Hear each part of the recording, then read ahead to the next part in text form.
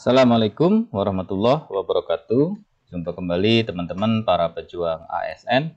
Hari ini kita masuk ke sesi simulasi soal ya, atau latihan soal untuk P3K kompetensi teknis Pranata Trantibun, atau ini khusus untuk Polisi Pamong Praja ya teman-teman ya. Jadi ini bagian ke-1, kita sesuaikan soal-soalnya nanti sesuai dengan materi pokok dari Menpan RB ya, atau kisi-kisi Menpan RB. Dan kita ambil juga sebagian soal-soalnya dari FR ya, atau field record yang sudah seleksi atau sudah ujian kemarin di tahap 1. Baiklah teman-teman, jadi kompetensi teknis itu untuk menilai penguasaan pengetahuan dan kemampuan teknis jabatan yang dilamar itu sesuai dengan standar jabatan. Jadi di sini kisi-kisi atau materi pokok ya, sesuai dengan Menpan RB kemarin terkait dengan P3K Pranata Trantibun. Itu yang pertama, kita harus memiliki kemampuan umum ya.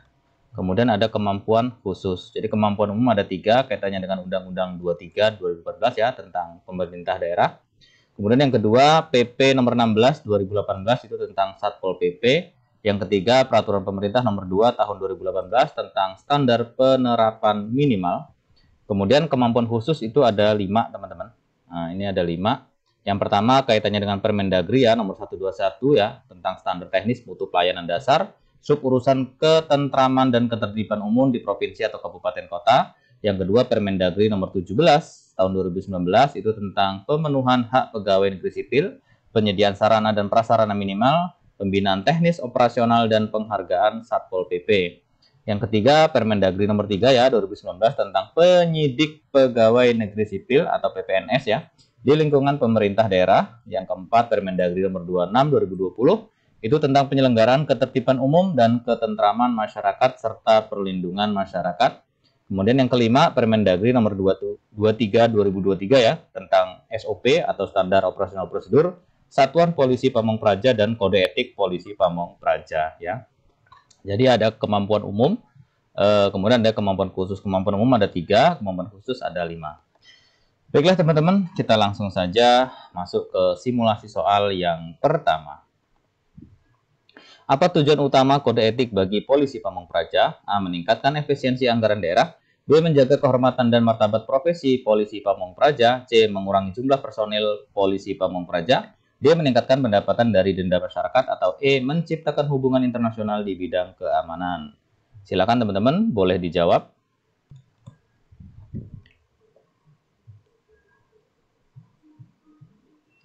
Oke, kita lihat jawaban yang benar itu adalah yang B ya. Pembahasan kode etik dirancang untuk menjaga profesionalisme, integritas, dan martabat Polisi Pamong Praja saat menjalankan tugasnya sebagai penegak peraturan daerah dan pelayan masyarakat. Jadi jawabannya yang B ya, yaitu menjaga kehormatan dan martabat profesi Polisi Pamong Praja. Selanjutnya, siapa yang bertanggung jawab atas pengawasan pelaksana kode etik Polisi Pamong Praja? A. Kepala daerah. B. Majelis Kode Etik Polisi Pamong Praja. C. Departemen Keuangan. D. Komisi Nasional Hak Asasi Manusia. Atau E. Kementerian Dalam Negeri. Jawabannya adalah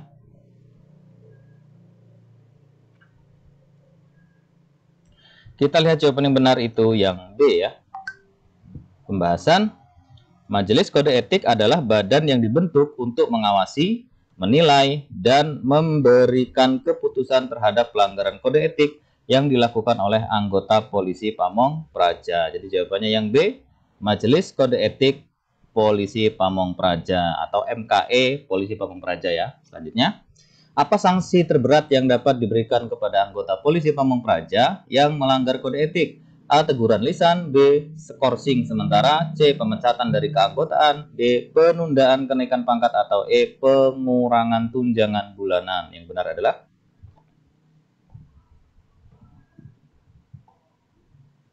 kita lihat jawaban yang benar itu yang C ya. Ini sanksi terberat ya. Pembahasan dalam pelanggaran berat seperti penyalahgunaan wewenang atau tindakan yang mencoreng nama institusi, sanksi paling tegas adalah pemecatan dari keanggotaan ya. Jadi ini sanksi yang paling berat, yaitu kaitannya dengan pemecatan dari keanggotaan. Selanjutnya, apa prinsip dasar yang harus dipegang oleh Polisi Pamong Praja sesuai dengan kode etiknya? A. Loyalitas terhadap kepentingan pribadi. B. Pemenuhan target denda.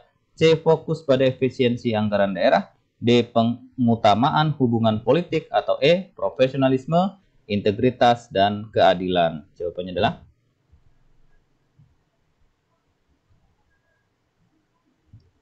ya, kita lihat jawaban yang benar itu yang E ya teman-teman. Pembahasan. Prinsip dasar ini menjadi pedoman utama dalam setiap tindakan polisi pamong praja untuk memastikan kepercayaan masyarakat dan legitimasi institusi. Jadi jawabannya yang E, profesionalisme, integritas, dan keadilan. Selanjutnya, apa yang harus dilakukan anggota polisi pamong praja jika menghadapi perintah yang bertentangan dengan kode etik?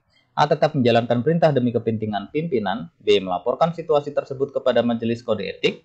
C. Mengabaikan perintah tanpa memberikan alasan. D. Menjalankan perintah dengan catatan pribadi. Atau E. Meminta kompensasi tambahan sebelum melaksanakan tugas. Yang benar adalah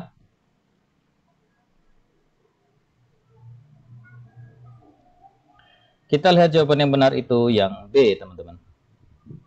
Pembahasannya, anggota yang menghadapi dilema ketika harus melaporkan situasi tersebut agar majelis kode etik dapat memberikan arahan atau keputusan yang tepat ya. Jadi yang B teman-teman, jadi melaporkan situasi tersebut kepada majelis kode etik. Selanjutnya, apa dampak dari pelanggaran kode etik oleh anggota polisi pamong praja terhadap institusi? A. Menurunkan kepercayaan publik terhadap institusi. B. Meningkatkan anggaran institusi. C. Menambah jumlah anggota yang direkrut. D. Mengurangi tugas operasional institusi. Atau E. Meningkatkan hubungan dengan pemerintah daerah. Yang benar adalah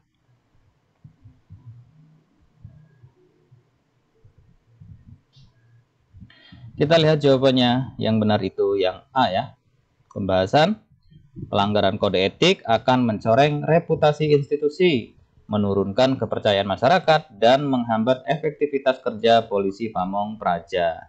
Jadi yang benar itu yang A ya. Jadi dia bisa menurunkan kepercayaan publik terhadap institusi. Selanjutnya, bagaimana anggota polisi pamong praja diharapkan bersikap terhadap masyarakat?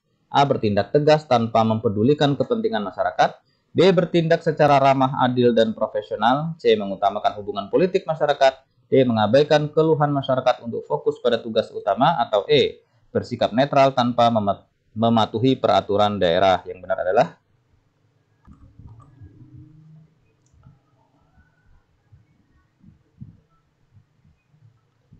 kita lihat jawaban yang benar itu yang B ya teman-teman. Pembahasannya, kode etik mengharuskan anggota polisi pamong praja berinteraksi dengan masyarakat secara sopan, transparan, dan berlandaskan hukum demi menjaga harmoni sosial ya. Jadi jawaban yang benar itu yang B teman-teman ya, bertindak secara ramah, kemudian adil, dan juga profesional. Selanjutnya, apa kewajiban polisi pamong praja terhadap peraturan daerah? A. Membentuk sendiri peraturan baru. B. Menyerahkan pengawasan kepada pihak swasta. C. Mengabaikan peraturan daerah yang sudah usang. D. Fokus hanya pada peraturan nasional. Atau E. Mengawasi dan menegakkan pelaksanaan peraturan daerah. Yang benar adalah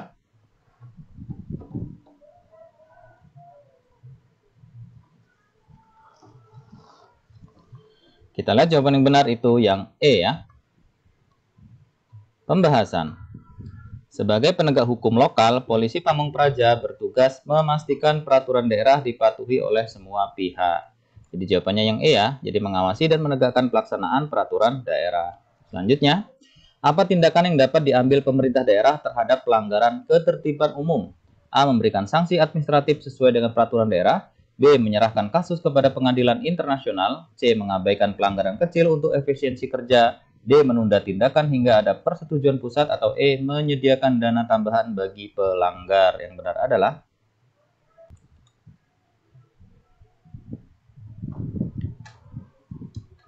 kita lihat jawaban yang benar itu yang A ya.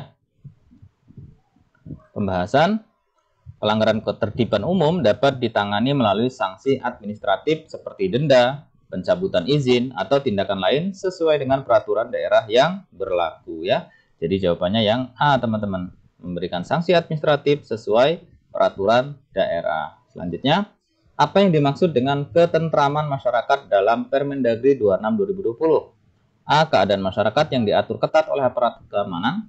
B. Situasi masyarakat yang tenang, bebas dari gangguan fisik dan psikis. C. Tidak adanya aktivitas ekonomi yang melanggar hukum. D. Penurunan jumlah konflik horizontal di tingkat provinsi. Atau E. Pengendalian penuh oleh pemerintah daerah atas aktivitas masyarakat. Jawabannya adalah, kita lihat jawaban yang benar itu yang D ya. Pembahasan ketentraman masyarakat merujuk pada situasi di mana masyarakat dapat hidup dengan aman, tenang, dan bebas dari ancaman yang dapat mengganggu stabilitas fisik atau mental ya. Jadi jawabannya yang B, situasi masyarakat yang tenang, kemudian bebas dari gangguan fisik dan psikis. Selanjutnya, apa kewajiban Satpol PP terhadap masyarakat dalam melaksanakan tugasnya? A. Memaksa masyarakat untuk patuh tanpa pengecualian. B. Menyerahkan tugas kepada Linmas sepenuhnya. C. Mengelola sumber daya ekonomi daerah. D. Memberikan edukasi dan pendampingan terkait peraturan daerah. Atau E. Menghindari interaksi langsung dengan masyarakat. Yang benar adalah,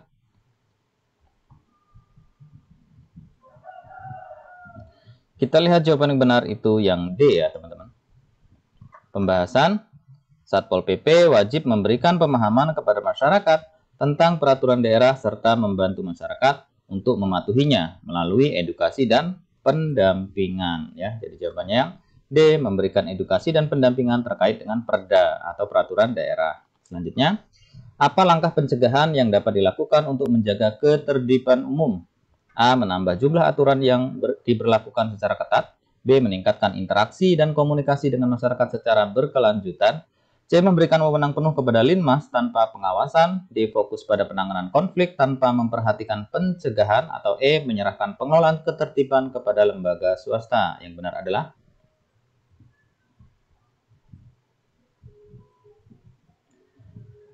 kita lihat jawaban yang benar itu yang B ya teman-teman.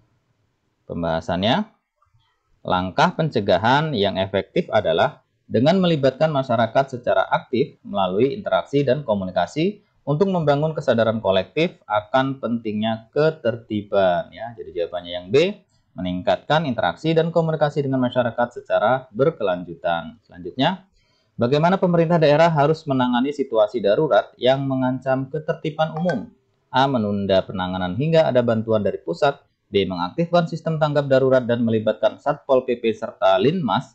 C. Menyerahkan seluruh kendali kepada aparat kepolisian. D. Mengandalkan komunitas lokal tanpa koordinasi. Atau E. Memprioritaskan pengamanan aset pemerintah terlebih dahulu. Yang benar adalah,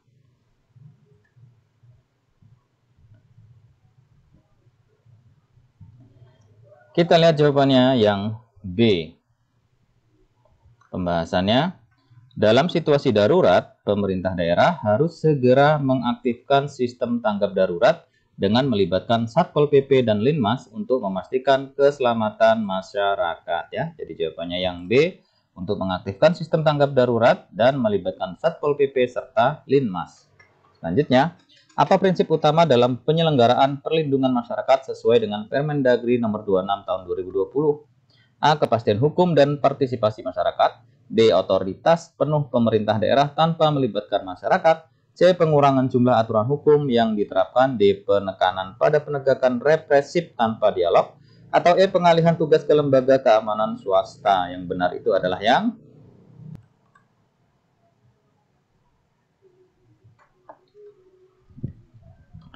kita lihat jawaban yang benar itu yang A ya. Pembahasan, prinsip perlindungan masyarakat adalah memastikan masyarakat terlindungi melalui kepastian hukum yang tegas dan melibatkan mereka secara aktif dalam upaya menciptakan ketertiban dan keamanan ya. Jadi yang A, kepastian hukum dan partisipasi masyarakat. Selanjutnya, apa yang dimaksud dengan hak dasar pegawai negeri sipil atau PNS sesuai dengan peraturan perundang-undangan? A. Hak untuk memperoleh pekerjaan tambahan di luar jam kerja. B. Hak atas gaji, tunjangan, fasilitas, dan jaminan sosial. C. Hak untuk memilih tempat kerja tanpa pembatasan. D. Hak untuk tidak menerima evaluasi kinerja tahunan. Atau E. Hak untuk menjalankan tugas tanpa mengikuti aturan organisasi. Yang benar adalah,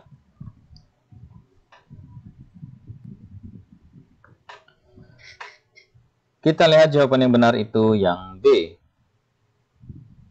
Pembahasan, hak dasar PNS mencakup gaji pokok, tunjangan, fasilitas kerja, jaminan kesehatan, dan jaminan hari tua. Hal ini diatur dalam Undang-Undang Nomor 5 Tahun 2014 tentang Aparatur Sipil Negara ya atau ASN. Jadi jawabannya yang B, hak tentang gaji ya, hak tunjangan, hak fasilitas, dan jaminan sosial. Selanjutnya, apa yang menjadi syarat utama seorang PNS dapat menerima tunjangan kinerja? A. Tingkat pendidikan terakhir. B. Jabatan yang dipegang di organisasi non-pemerintah. C. Usia PNS yang melebihi batas pensiun. D. Masa kerja lebih dari 5 tahun. Atau E. Prestasi kerja yang diukur melalui evaluasi kinerja. Yang benar adalah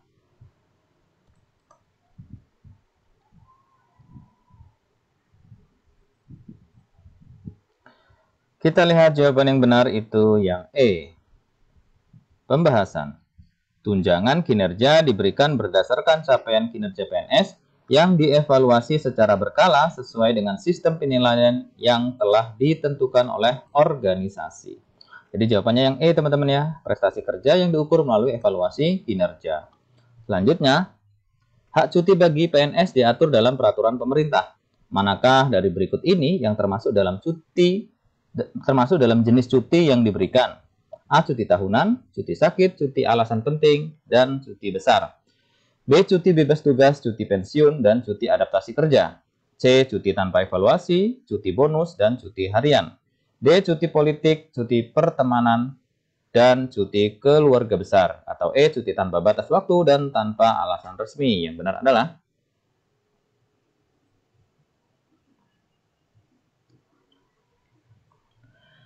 kita lihat jawaban yang benar itu yang A ya teman-teman. Pembahasan cuti bagi PNS itu diatur dalam Peraturan Pemerintah Nomor 11 Tahun 2017 tentang manajemen PNS. Jenis cuti ini mencakup tentang cuti tahunan, kemudian cuti besar, cuti karena alasan penting, dan cuti sakit sesuai dengan kondisi yang dialami oleh pegawai. Jadi jawabannya yang A, ada cuti tahunan, cuti sakit, cuti alasan penting, dan cuti besar. Selanjutnya, apa hak seorang PNS yang sedang menjalani masa pensiun? A. Tidak memiliki kewajiban lagi terhadap negara. B. Mengatur sendiri aturan pensiunnya. C. Tetap mendapatkan tunjangan kinerja penuh. D. Mendapatkan dana pensiun dan jaminan hari tua. Atau E. Memilih untuk terus bekerja tanpa batas usia. Yang benar adalah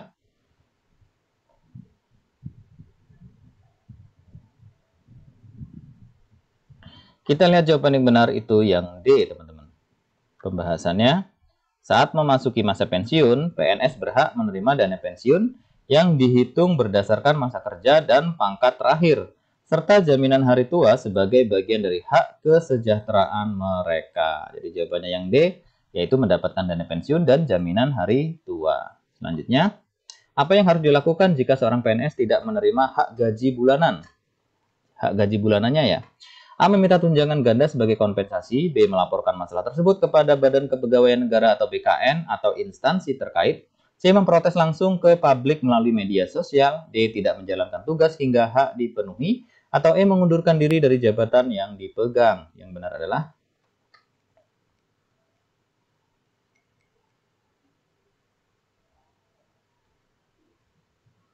kita lihat jawaban yang benar itu yang B ya. Pembahasannya, hak gaji PNS adalah kewajiban pemerintah yang diatur dalam peraturan.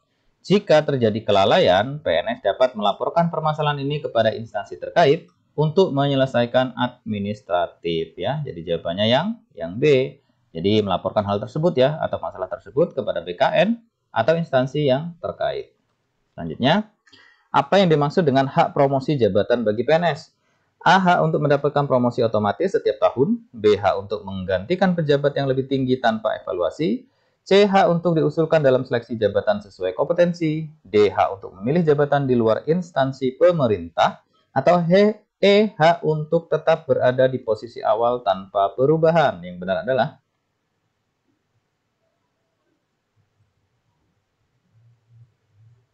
kita lihat jawaban yang benar itu yang C ya teman-teman. Pembahasan, promosi jabatan diberikan berdasarkan hasil evaluasi kinerja, kompetensi, dan kebutuhan organisasi. Proses ini dilakukan secara transparan dan berdasarkan meritokrasi. Jadi jawabannya yang C, hak untuk diusulkan dalam seleksi jabatan sesuai dengan kompetensi. Ya. Selanjutnya, Apa yang menjadi tantangan utama dalam pembinaan teknis operasional Satpol PP? A. Kurangnya jumlah anggota di seluruh wilayah. B. Keterbatasan anggaran, kompetensi, dan fasilitas pendukung. C. Tingginya tingkat partisipasi masyarakat dalam pengawasan. D. Penghapusan SOP dalam tugas-tugas operasional. Atau E. Penurunan tingkat konflik di masyarakat. Yang benar adalah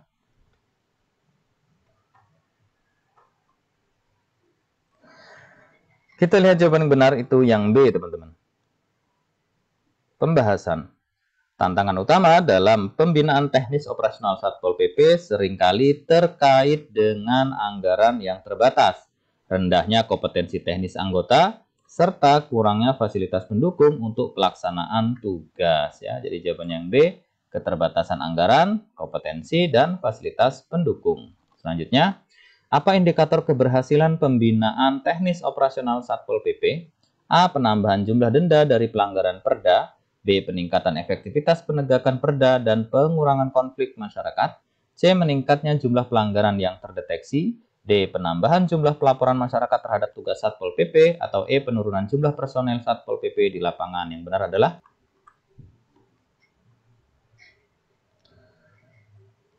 jawaban yang benar itu yang B ya teman-teman.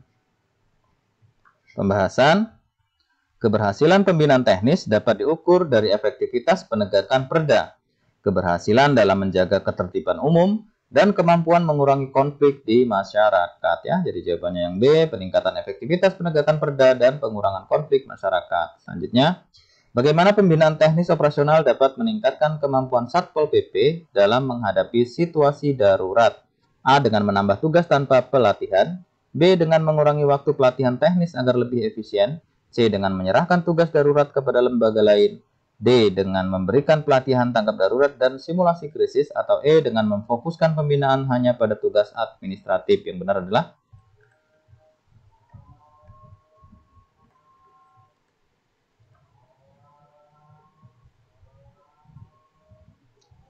Oke, kita lihat jawaban yang benar adalah yang D ya teman-teman.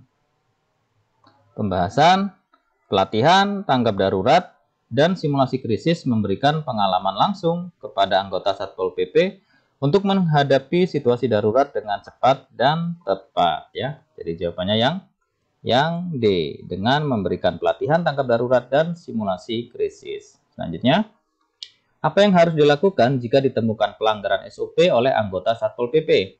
A. Membiarkan pelanggaran untuk menjaga efisiensi. B. Memberikan teguran lisan tanpa tindak lanjut. C. Melakukan investigasi dan pembinaan ulang terhadap pelanggaran. Atau D. Menghapus SOP yang dilanggar. E. Mengabaikan pelanggaran jika tidak berdampak besar. Yang benar adalah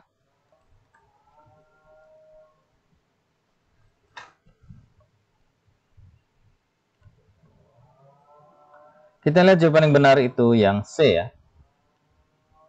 Pembahasan. Jika terjadi pelanggaran SOP, perlu dilakukan investigasi untuk mengetahui penyebab pelanggaran. Diikuti dengan pembinaan ulang agar pelanggar memahami pentingnya mengikuti prosedur. Jadi jawabannya yang C ya, melakukan investigasi dan pembinaan ulang terhadap pelanggar. Selanjutnya, bagaimana pemerintah daerah dapat mendukung pembinaan teknis operasional Satpol PP? A. Memberikan pelatihan intensif, menyediakan anggaran memadai, dan memastikan fasilitas lengkap.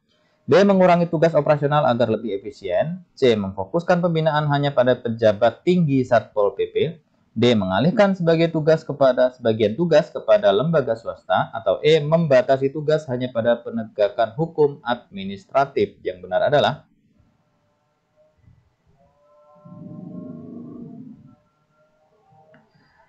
kita lihat jawaban yang benar itu yang A, teman-teman. Pembahasannya, dukungan pemerintah daerah yang optimal mencakup penyediaan pelatihan, alokasi anggaran yang cukup, dan fasilitas yang memadai untuk meningkatkan kualitas pembinaan teknis Satpol PP. Jadi yang A, memberikan pelatihan intensif, kemudian menyediakan anggaran memadai, dan memastikan fasilitas lengkap.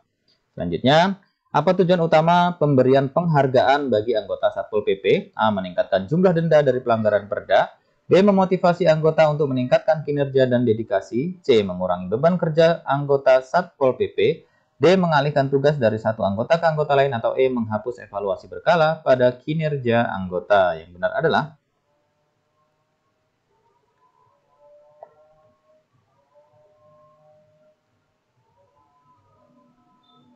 Kita lihat jawaban yang benar itu yang B, teman-teman ya. Pembahasan penghargaan diberikan untuk memotivasi anggota agar bekerja dengan lebih baik, meningkatkan dedikasi terhadap tugas, dan mendorong profesionalisme dalam menjalankan tugas ya. Jadi yang B, memotivasi anggota untuk meningkatkan kinerja dan dedikasi. Selanjutnya, siapa yang berwenang memberikan penghargaan kepada anggota Satpol PP? A. Pemerintah daerah atau kepala Satpol PP sesuai dengan kewenangannya. B. Anggota masyarakat setempat. C. Lembaga swadaya masyarakat. D. Aparat kepolisian lokal. Atau E. Komunitas hukum internasional. Yang benar adalah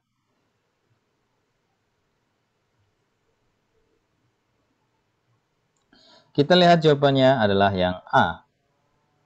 Pembahasan penghargaan biasanya diberikan oleh kepala daerah, kepala Satpol PP, atau pejabat pemerintah yang memiliki otoritas atas Satpol PP sesuai dengan aturan yang berlaku. Jadi yang A, pemerintah daerah atau kepala Satpol PP sesuai dengan kewenangannya. Selanjutnya, penghargaan bagi Satpol PP dapat diberikan atas dasar apa? A. Tingkat pendidikan anggota. B. Prestasi luar biasa dalam pelaksanaan tugas operasional.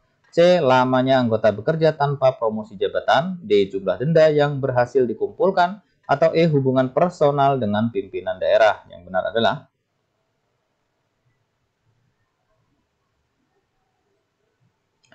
jawabannya yang B. Pembahasan penghargaan diberikan sebagai bentuk apresiasi atas prestasi luar biasa seperti keberhasilan dalam penegakan perda, penyelesaian konflik secara damai, atau kontribusi signifikan lainnya terhadap masyarakat ya. Jadi yang B, prestasi luar biasa dalam pelaksanaan tugas operasional. Selanjutnya, apa bentuk penghargaan yang dapat diberikan kepada anggota Satpol PP? A. Uang tunai, piagam penghargaan, dan kenaikan pangkat. B. Liburan gratis tanpa evaluasi kinerja. C. Hak untuk mengabaikan SOP tertentu. D. Penurunan tugas operasional harian. Atau E. Pemberian jabatan otomatis tanpa seleksi. Yang benar adalah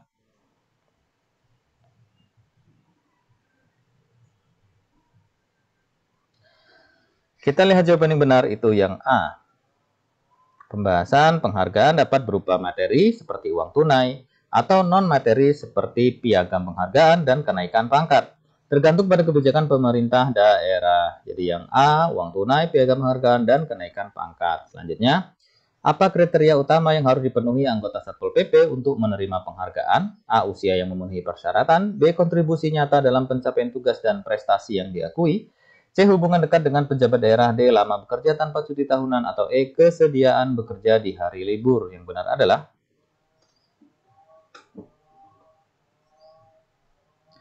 jawabannya itu yang B ya. Pembahasan anggota yang telah memberikan kontribusi nyata seperti menyelesaikan tugas berat dengan baik atau mencapai target operasional tertentu layak untuk mendapatkan penghargaan. Jadi yang B, kontribusi nyata dalam pencapaian tugas dan prestasi yang diakui. Selanjutnya, apa manfaat utama dari penerapan standar teknis mutu pelayanan dasar? A. Menurunkan beban kerja personel. B. Meningkatkan kepercayaan masyarakat terhadap pelayanan publik. C. Mengurangi jumlah tugas operasional di lapangan.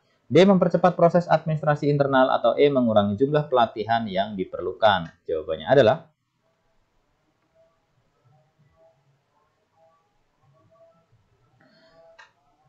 jawabannya yang benar B.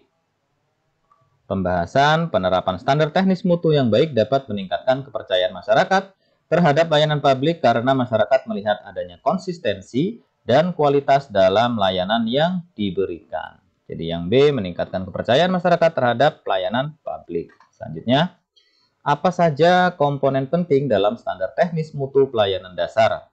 A. SOP, pengelolaan sumber daya, dan indikator kinerja. B. Penghapusan tugas operasional dan fokus pada administrasi. C. Pengurangan jumlah personel aktif di lapangan. D. Penekanan pada evaluasi masyarakat tanpa melibatkan personel. Atau E. Penyediaan penghargaan tanpa kriteria yang jelas. Jawabannya adalah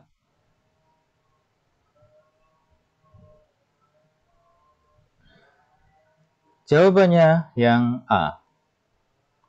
Pembahasan komponen utama meliputi penyusunan SOP yang jelas, pengelolaan sumber daya secara efektif, dan indikator kinerja untuk mengukur pencapaian tujuan layanan. Jadi yang A ya, SOP, pengelolaan sumber daya, dan indikator kinerja. Selanjutnya, Bagaimana pemerintah daerah dapat mendukung penerapan standar teknis mutu pelayanan dasar? A. Dengan memberikan pelatihan, anggaran, dan infrastruktur yang memadai. B. Mengurangi jumlah aturan yang harus dipatuhi. C. Menghapus sistem penilaian berkala. Atau D. Menyerahkan tugas layanan kepada lembaga swasta. E. Memfokuskan layanan hanya pada daerah tertentu. Yang benar adalah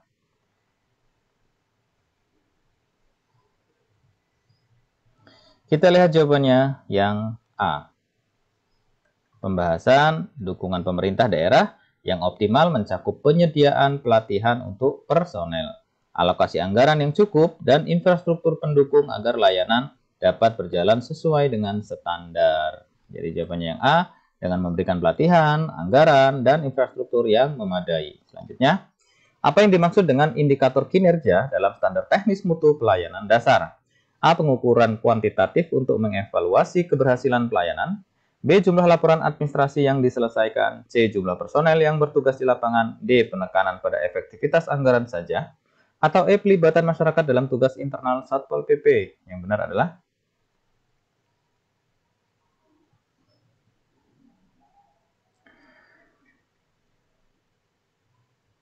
jawabannya yang A. Pembahasan. Indikator kinerja adalah alat untuk mengukur sejauh mana tujuan pelayanan dasar telah tercapai. Menggunakan data yang dapat diukur secara objektif ya. Jadi jawabannya yang A, pengukuran kuantitatif untuk mengevaluasi keberhasilan layanan. Selanjutnya, apa risiko utama jika standar teknis mutu pelayanan dasar tidak diterapkan dengan baik? A. Meningkatnya jumlah SOP yang tidak efektif. B. Penurunan jumlah personel operasional. C. Hilangnya tugas utama Satpol PP. D. Berkurangnya kebutuhan pelatihan teknis. Atau E. Meningkatnya tingkat konflik di masyarakat. Yang benar adalah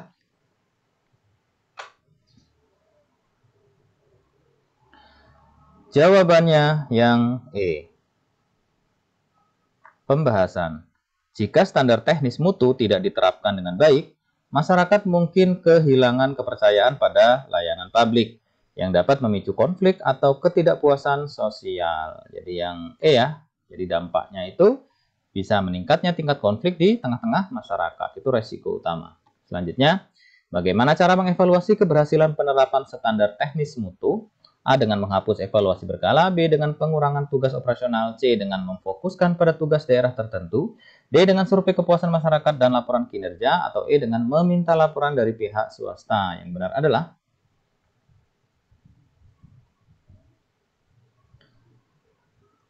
jawabannya yang D.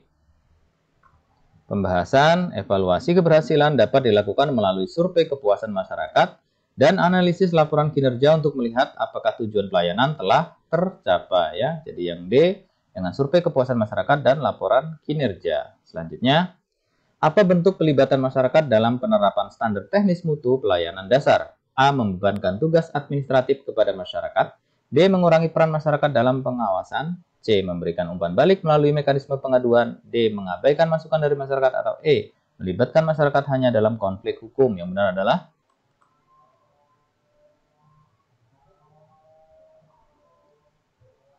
jawabannya yang C. Pembahasan. Pelibatan masyarakat penting untuk meningkatkan mutu layanan. Mekanisme pengaduan memungkinkan masyarakat memberikan umpan balik untuk memperbaiki kekurangan layanan ya. Jadi jawabannya yang C, bisa memberikan umpan balik ya melalui mekanisme pengaduan. Selanjutnya, apa tugas utama seorang penyidik pegawai negeri sipil atau PPNS di lingkungan pemerintah daerah? A. Melakukan penyidikan terhadap tindak pidana tertentu sesuai dengan kewenangan yang diberikan. B. Menyusun peraturan daerah bersama DPRD. C. Mengelola anggaran pemerintah daerah. D. Menyelesaikan konflik antara instansi pemerintah. Atau E. Memberikan pelatihan kepada pegawai non-penyidik. Yang benar adalah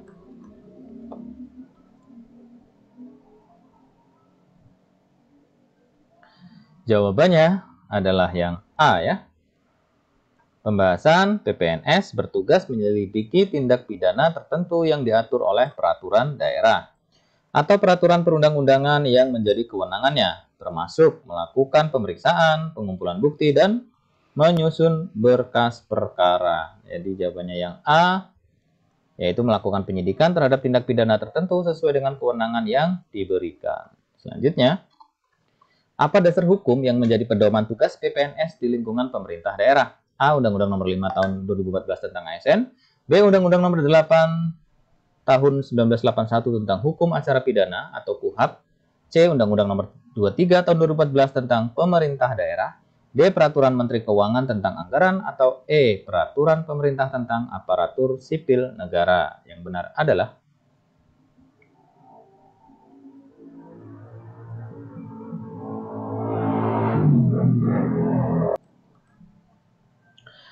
jawabannya yang B ya.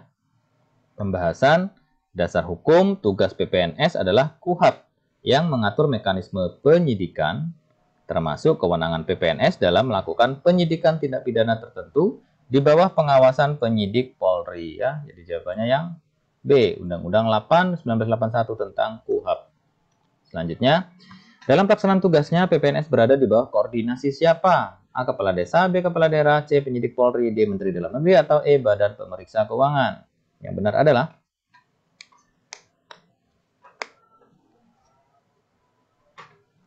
jawabannya yang C. Pembahasan. PPNS melaksanakan tugas penyidikan di bawah koordinasi dengan pengawasan penyidik Polri sesuai dengan KUHAP untuk memastikan proses penyidikan berjalan sesuai prosedur hukum yang berlaku. Jadi yang C, penyidik Polri. Selanjutnya, apa kewenangan PPNS dalam mengumpulkan bukti selama proses penyidikan? A. Melakukan penangkapan dan penahanan secara mandiri. B. Memeriksa dokumen, mengambil keterangan, dan menyita barang bukti. C. Menjatuhkan hukuman kepada pelaku pelanggaran. D. Menyusun peraturan daerah terkait hukum pidana. Atau E. Menyelesaikan konflik tanpa melibatkan pengadilan. Yang benar adalah yang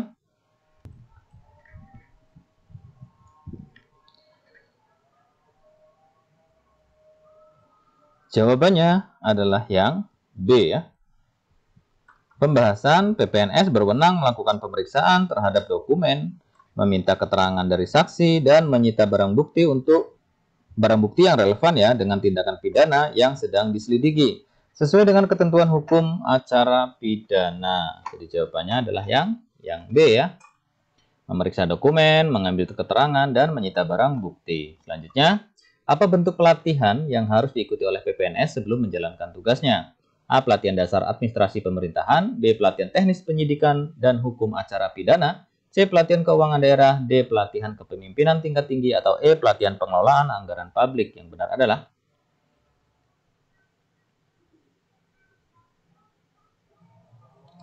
jawabannya itu yang B. Pembahasan PPNS harus mengikuti pelatihan teknis penyidikan untuk memahami proses hukum acara pidana, teknik investigasi, pengumpulan bukti, dan penyusunan berkas perkara agar dapat menjalankan tugas secara profesional. Jadi jawaban yang B, pelatihan teknis penyidikan dan hukum acara pidana. Selanjutnya, dalam SOP Satpol PP, pelaporan kinerja lapangan harus dilakukan secara berkala. Apa tujuan utama dari pelaporan ini? A. Meningkatkan jumlah operasi di lapangan tanpa memperhatikan efektivitasnya. B. Memastikan seluruh kegiatan sesuai dengan perencanaan operasional. C. Menghindari tanggung jawab individu anggota dalam pelaksanaan tugas. D. Mempermudah distribusi tugas tanpa mengevaluasi hasilnya. Atau E. Mengurangi transparansi untuk menjaga hubungan baik dengan masyarakat. Yang benar adalah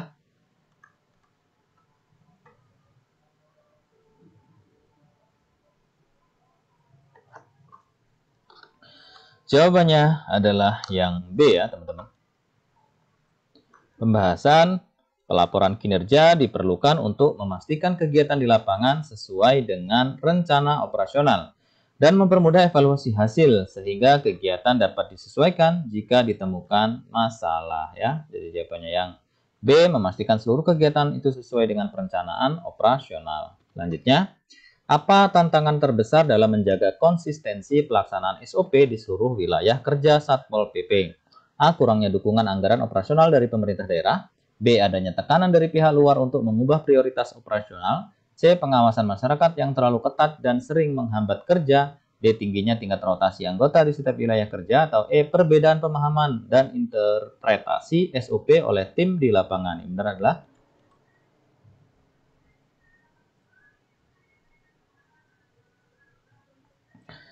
jawabannya yang E ya. Pembahasan tantangan terbesar adalah perbedaan pemahaman SOP yang dapat menyebabkan ketidakkonsistenan dalam pelaksanaannya. Solusi terbaik adalah pelatihan rutin untuk memastikan pemahaman yang seragam. Jadi ini salah satu tantangan terbesar ya, yaitu perbedaan pemahaman dan interpretasi SOP oleh tim di lapangan. Selanjutnya, dalam kondisi darurat, bagaimana SOP mengatur pengambilan keputusan oleh Satpol PP? A. Selalu menunggu instruksi langsung dari atasan tanpa inisiatif. B. Mengutamakan langkah hukum meskipun situasi darurat memerlukan solusi cepat. C. Menunda pengambilan tindakan hingga ada koordinasi dengan pihak lain. D. Memberikan kewenangan kepada petugas lapangan untuk bertindak cepat sesuai dengan prosedur. Atau E. Menghindari tindakan untuk mengurangi resiko kesalahan prosedur. Yang benar adalah yang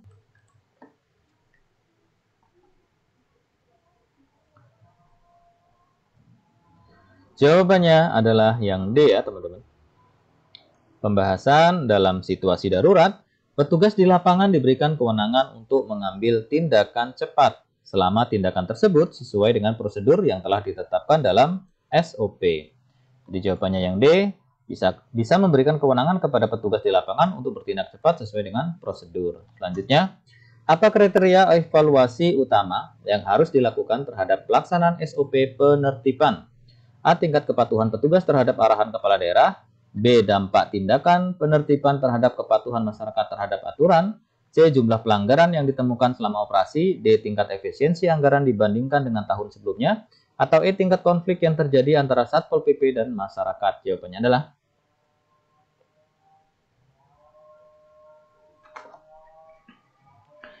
jawabannya itu yang B ya teman-teman.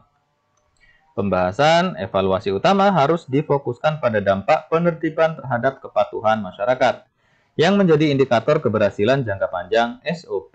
Jadi yang B ya, dampak tindakan penertiban terhadap kepatuhan masyarakat terhadap aturan. Selanjutnya, bagaimana Satpol PP dapat memastikan transparansi dalam pelaksanaan SOP? A. Membuka seluruh data operasional kepada masyarakat tanpa filter. B. Melibatkan masyarakat dalam pengawasan dan pelaporan hasil kinerja. C. Membatasi informasi hanya untuk pihak internal agar lebih aman. D. Menunggu audit tahunan untuk menunjukkan kinerja. Atau E. Menghindari publikasi data kinerja agar tidak disalahgunakan. Yang benar adalah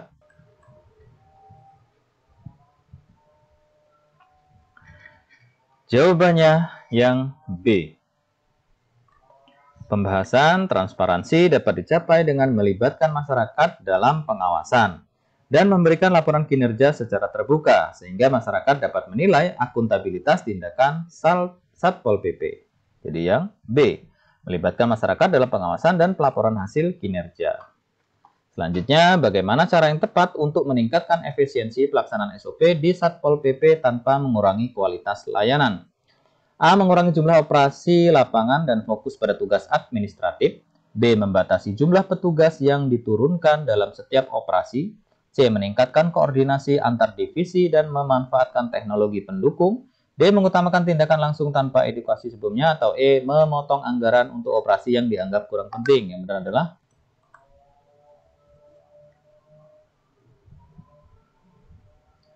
jawabannya yang C. Pembahasan efisiensi dapat ditingkatkan dengan koordinasi antar divisi yang lebih baik dan memanfaatkan teknologi untuk mengurangi pemborosan waktu dan tenaga dalam pelaksanaan SOP ya. Jadi yang C, meningkatkan koordinasi antar divisi dan memanfaatkan teknologi pendukung.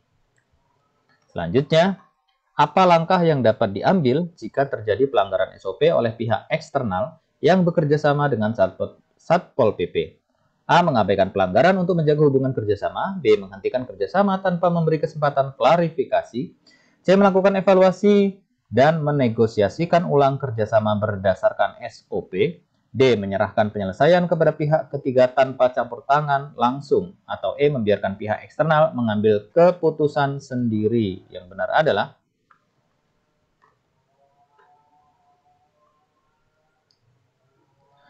jawabannya yang C ya teman-teman. Pembahasan, jika terjadi pelanggaran oleh pihak eksternal, langkah terbaik adalah evaluasi dan negosiasi ulang agar kerjasama tetap berjalan sesuai SOP yang berlaku ya. Jadi yang C, melakukan evaluasi kemudian menegosiasikan ulang kerjasama tersebut berdasarkan standar operasional prosedur. Selanjutnya, apa peran utama Kepala Satpol PP dalam memastikan keberlanjutan pelaksanaan SOP? A. Mengarahkan seluruh petugas untuk fokus pada tindakan represif. B. Memastikan pelatihan rutin dilakukan dan SOP terus diperbarui sesuai kebutuhan. C. Menyerahkan seluruh pelaksanaan SOP kepada pengawas operasional. D. Membatasi wewenang petugas lapangan untuk menghindari kesalahan. E. Fokus pada penyelesaian laporan administrasi tanpa turun ke lapangan. Yang benar adalah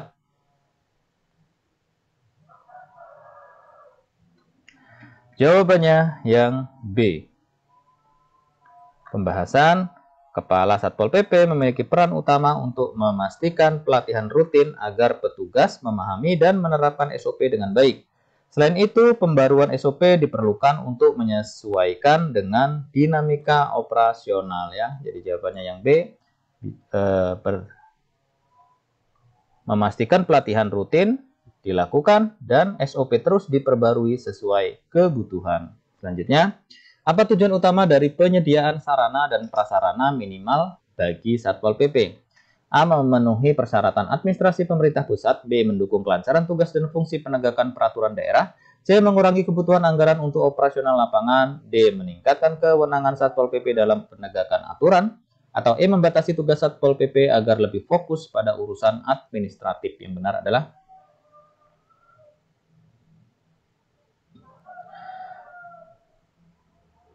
jawabannya yang B. Pembahasan, sarana dan prasarana minimal disediakan untuk mendukung pelaksanaan tugas Satpol PP dalam menegakkan peraturan daerah, menjaga ketertiban umum, dan memberikan pelayanan maksimal ya. Jadi yang B, mendukung kelancaran tugas dan fungsi penegakan peraturan daerah. Selanjutnya, apa yang dimaksud dengan sarana minimal bagi operasional Satpol PP? A. Kendaraan operasional dan seragam standar. B. Gedung kantor dengan peralatan modern. C. Teknologi mutakhir untuk pengawasan. D. Pendanaan penuh dari pemerintah pusat. Atau E. Pelatihan rutin bagi seluruh anggota. Yang benar adalah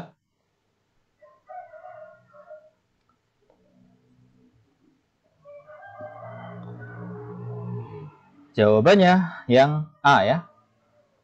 Pembahasan sarana minimal mencakup kendaraan operasional, seragam standar, dan alat komunikasi yang mendukung pelaksanaan tugas di lapangan. Jadi jawabannya yang A, kendaraan operasional dan seragam standar. Selanjutnya, apa tantangan utama dalam penyediaan prasarana minimal untuk Satpol PP di daerah terpencil? A. Kekurangan personel yang terlatih di wilayah tersebut. B. Terbatasnya anggaran daerah untuk pengadaan fasilitas. C. Tidak adanya dukungan masyarakat terhadap keberadaan Satpol PP. D. Kesulitan dalam mengimplementasikan SOP di daerah tersebut. Atau E. Kurangnya kebijakan nasional yang mendukung daerah terpencil. Jawabannya adalah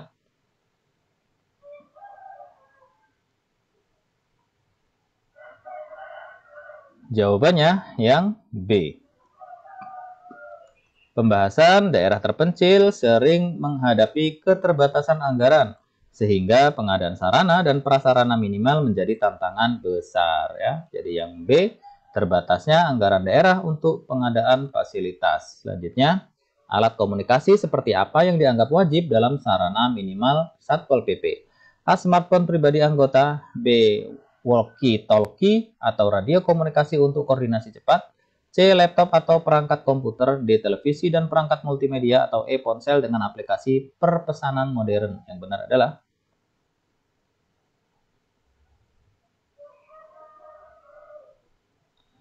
jawabannya yang B. Pembahasan walkie-talkie atau radio komunikasi penting bagi Satpol PP untuk memastikan koordinasi yang cepat dan efektif terutama dalam situasi darurat ya. Jadi yang B, walkie-talkie atau radio komunikasi untuk koordinasi cepat. Selanjutnya, bagaimana pemerintah daerah memastikan ketersediaan sarana minimal bagi Satpol PP? A. Dengan meminta sumbangan dari pihak swasta. B. Dengan membeli sarana hanya saat dibutuhkan. C. Dengan memprioritaskan pengadaan sarana dibandingkan pelatihan.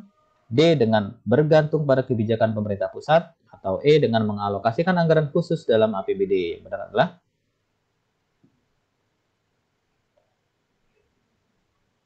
jawabannya yang E ya.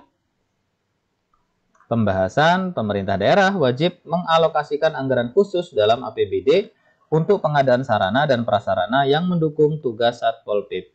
Jadi yang E, dengan mengalokasikan anggaran khusus dalam APBD. Selanjutnya, apa dasar hukum pembentukan Satpol PP? Dasar hukum pembentukan Satpol PP di setiap daerah. A. Undang-Undang Nomor 32 Tahun 2004 tentang Pemerintah Daerah. B. Peraturan Pemerintah Nomor 16 Tahun 2018 tentang Satpol PP. C. Instruksi Presiden Nomor 3 Tahun 2003. D. Peraturan Menteri Dalam Negeri terkait pengawasan daerah. Atau E. Keputusan Kepala Daerah setempat. Yang benar adalah yang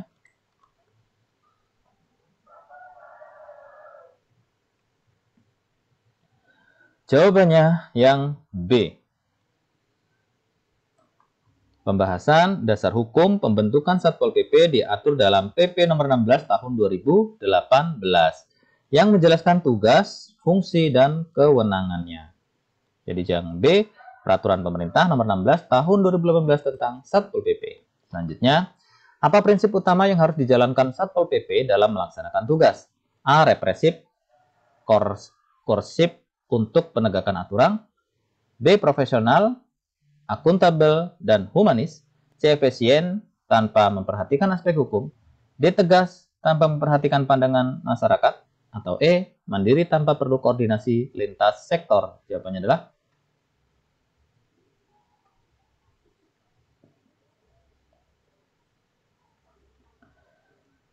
jawabannya yang B ya.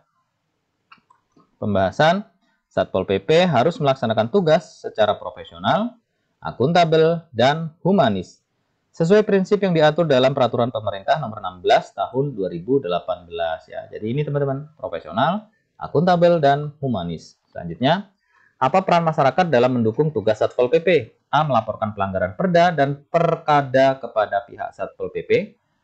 B. Mengawasi seluruh tugas Satpol PP di lapangan. C. Memberikan arahan langsung kepada pelanggar Perda. D. Menyediakan dana tambahan untuk operasional Satpol PP. Atau E. Menentukan prioritas penegakan hukum di wilayahnya. Yang benar adalah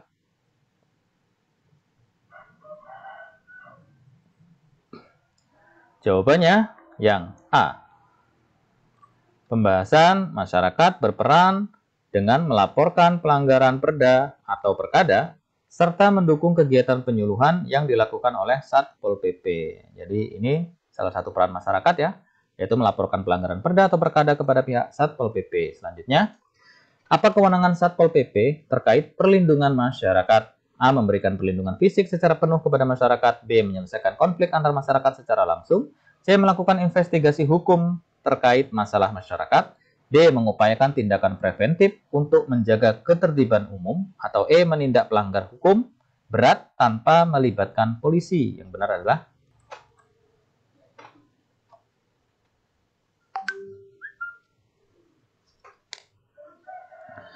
jawabannya yang D ya. Pembahasan Satpol PP memiliki kewenangan untuk melakukan tindakan preventif guna menjaga ketertiban umum dan melindungi masyarakat dari potensi gangguan. Jadi, salah satu kewenangannya, Satpol PP bisa mengupayakan tindakan preventif ya, atau pencegahan untuk menjaga ketertiban umum. Selanjutnya, dalam hal apa Satpol PP dapat melakukan kerjasama dengan aparat penegak hukum lainnya? A. Saat menangani pelanggaran berat yang melibatkan tindak kriminal.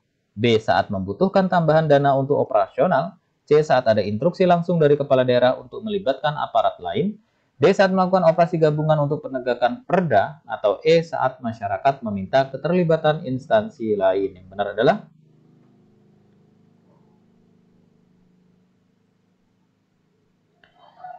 jawabannya yang D ya teman-teman.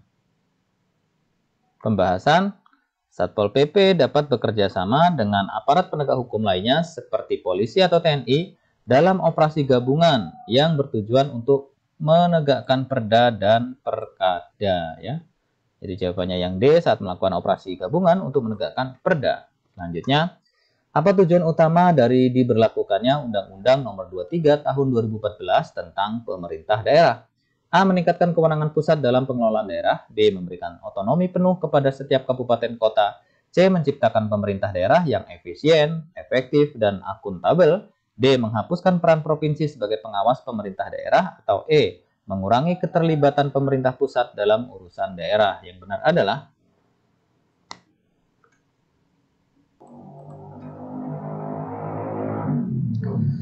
Jawabannya yang C ya teman-teman ya.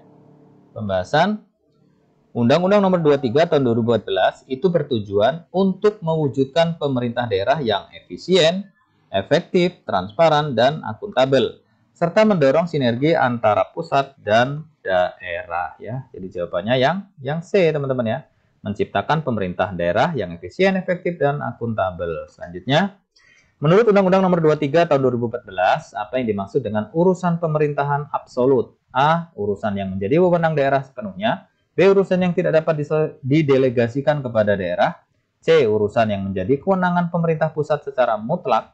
D. Urusan yang dibagi antara pusat dan daerah secara proporsional. Atau E. Urusan yang dapat dialihkan ke pihak swasta melalui perjanjian. Jawabannya adalah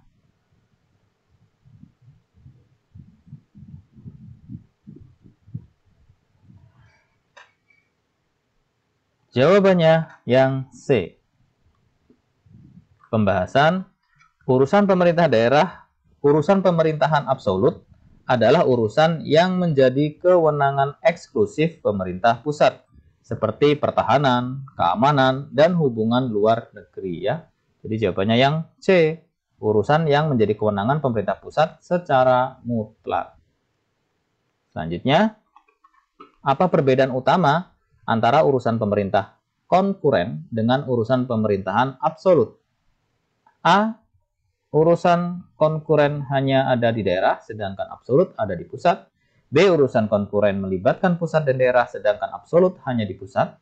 C. Urusan konkuren sepenuhnya dikelola oleh swasta, sedangkan absolut oleh pemerintah. D. Urusan konkuren lebih fleksibel dibandingkan urusan absolut. Atau E. Urusan konkuren berfokus pada masalah lokal, sedangkan absolut pada masalah nasional. Jawabannya adalah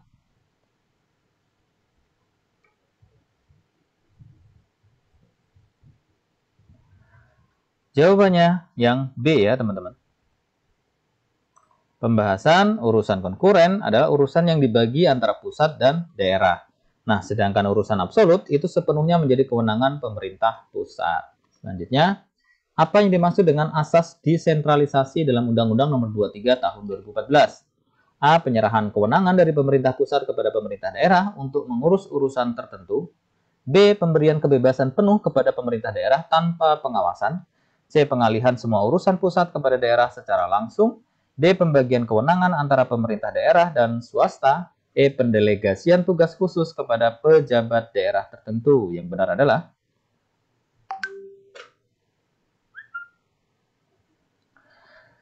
jawabannya yang A. Pembahasan asas desentralisasi adalah penyerahan kewenangan dari pusat ke daerah, sehingga daerah dapat mengatur dan mengurus urusan tertentu secara mandiri. Ya, jadi yang A, penyerahan kewenangan dari pemerintah pusat kepada pemerintah daerah untuk mengurus urusan tertentu. Selanjutnya, bagaimana pemerintah daerah tingkat provinsi menjalankan fungsi pembinaan terhadap kabupaten kota? A. Memberikan instruksi wajib kepada kepala daerah kabupaten kota. B. Mengawasi dan mengevaluasi kinerja pemerintah kabupaten kota. C. Menggantikan peran kepala daerah kabupaten kota dalam situasi darurat. D. Menyusun perda untuk kabupaten kota. E. Memberikan dana tambahan kepada kabupaten kota tanpa syarat. Jawabannya adalah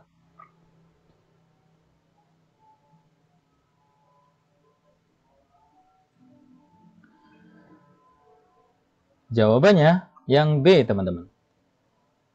Pembahasan pemerintah provinsi menjalankan fungsi pembinaan melalui pengawasan, evaluasi, dan pemberian arahan kepada pemerintah kabupaten kota. Jadi yang B ya. Jadi melakukan pengawasan ya atau mengawasi dan mengevaluasi kinerja pemerintah kabupaten kota. Selanjutnya, apa indikator yang digunakan untuk mengukur keberhasilan penerapan SPM? A. Kepuasan masyarakat secara kualitatif. B. Jumlah anggaran yang dialokasikan. C. Cakupan pelayanan dasar yang sesuai dengan target SPM. D. Tingkat pertumbuhan ekonomi daerah. Atau E. Jumlah peraturan daerah yang diterbitkan. Yang benar adalah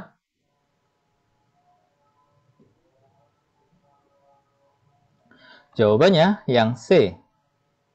Pembahasan indikator keberhasilan SPM diukur dari cakupan pelayanan dasar yang diberikan kepada masyarakat dan apakah target tersebut telah tercapai sesuai standar yang ditetapkan ya. Jadi jawabannya yang C, cakupan pelayanan dasar yang sesuai dengan target SPM. Selanjutnya, apa kewajiban pemerintah pusat dalam mendukung pelaksanaan SPM di daerah? A. Menyediakan seluruh anggaran untuk pelaksanaan SPM. B. Melakukan evaluasi langsung terhadap setiap pelayanan daerah. C. Menyusun regulasi, memberikan pendampingan, dan alokasi anggaran. D. Menggantikan fungsi daerah jika SPM tidak tercapai. Atau E. Menyerahkan seluruh tanggung jawab pelaksanaan kepada daerah. Yang benar adalah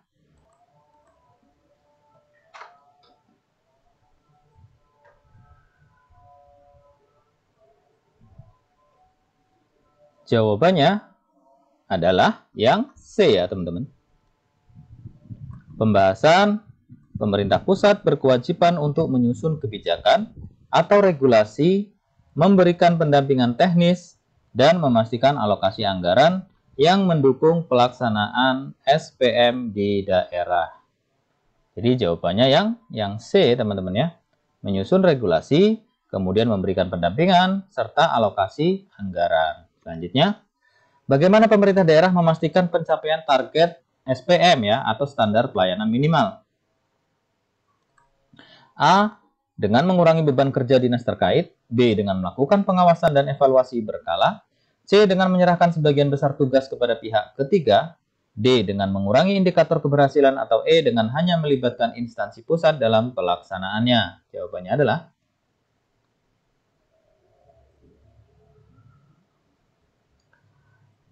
Jawabannya adalah yang B.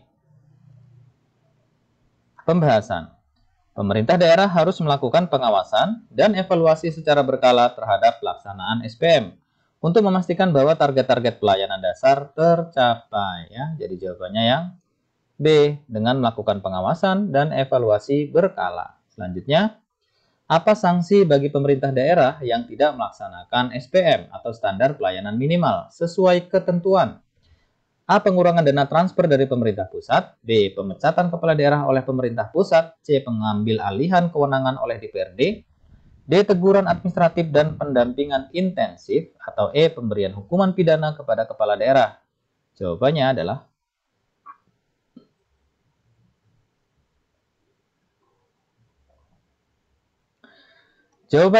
yang D.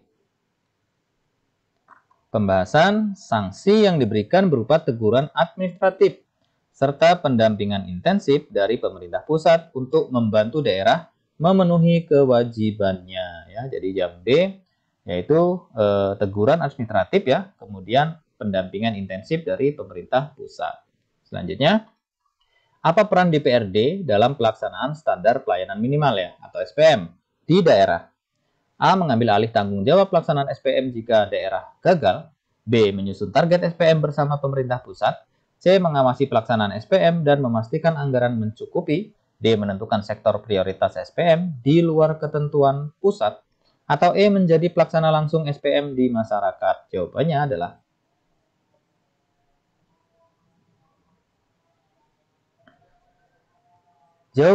yang benar yang C. Pembahasan DPRD berperan mengawasi pelaksanaan SPM dan memastikan anggaran yang dialokasikan untuk pelayanan dasar mencukupi dan tepat sasaran. Ya, jadi jawabannya yang C, mengawasi pelaksanaan SPM dan memastikan anggaran mencukupi. Jadi yang C, teman-teman. Nah, demikian teman-teman 70 soal ya yang sudah kita simulasikan atau sudah kita latihan tadi kaitannya dengan kompetensi teknis Pranata Trantibun ya. Mudah-mudahan apa yang sudah kita simulasikan tadi, kita sudah latihan tadi, itu menambah wawasan teman-teman sehingganya saat ujian nanti teman-teman sudah bisa menjawab soal-soal dengan baik. Terima kasih teman-teman. Pada akhirnya hasil yang baik itu dikarenakan usaha yang baik. Semoga sukses. Sampai jumpa di pembahasan selanjutnya. Assalamualaikum warahmatullahi wabarakatuh. Salam.